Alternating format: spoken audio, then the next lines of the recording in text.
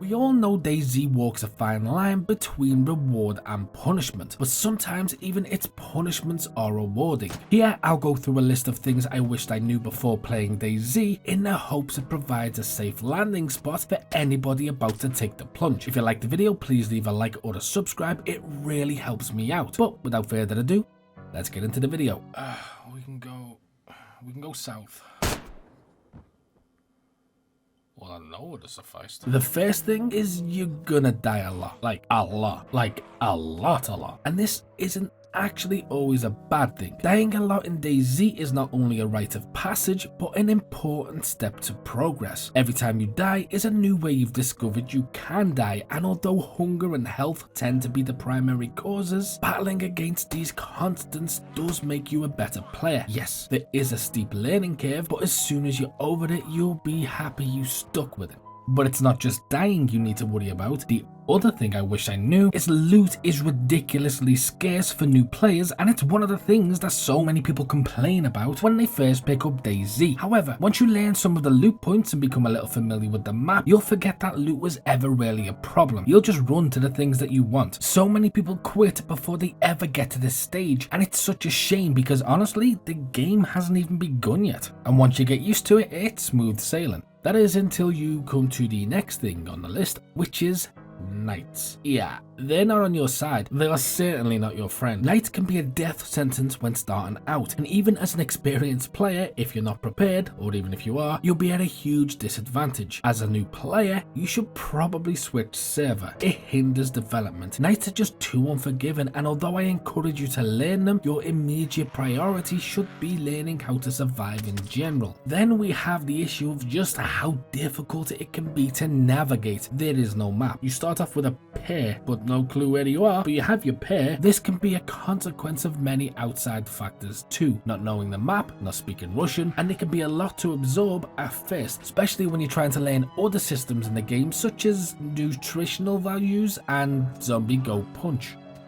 The next thing is just how terrible people can be. Honestly, they are twat. No matter the situation, no matter how comfortable you are or how experienced you are, people will always limbo under even your lowest expectations of a bar. But the real thing I wish I knew here is it doesn't matter. There are always people out there who you'll have an amazing adventure with. I've literally met friends on this game I still play with today on other games, some of which I've met in real life. Yes, you will be shot a lot and killed on sight, and sometimes you'll just be walking around and catch a stray bullet because somebody decided that they didn't want to take the chance with you. But eventually you sort of develop an intuition, a sort of instinct of some sort where you kind of know who you can and can't approach, and then you'll end up having adventures.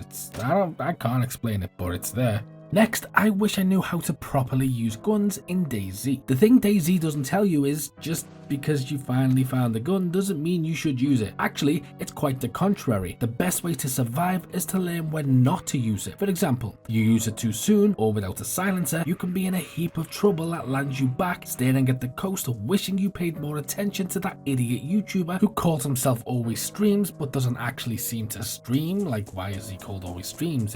Where most games arm you and expect you to use it, in DayZ that's not always the case, and it teaches you quickly that sometimes being a little bit reserved is the best approach. Then there's another thing, and something you are constantly reminded of. You're never too experienced to be humbled. One of the things the DayZ community likes to do is tell you how many hours they have in it, and that's because they're proud of their play and they like to share their experience of it. However, even a 20,000 hour player knows you can be humbled quickly by a 2-hour opportunistic fresh spawn and a lucky shot.